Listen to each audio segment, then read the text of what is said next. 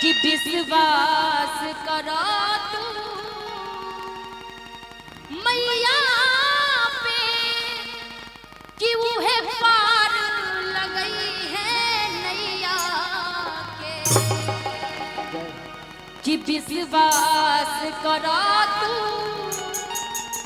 मैया पे कि वो है पार लगई है नैया के।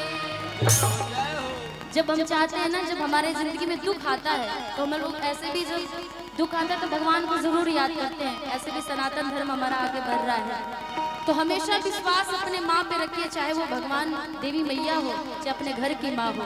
भक्त कहता है क्या कि विश्वास करो तू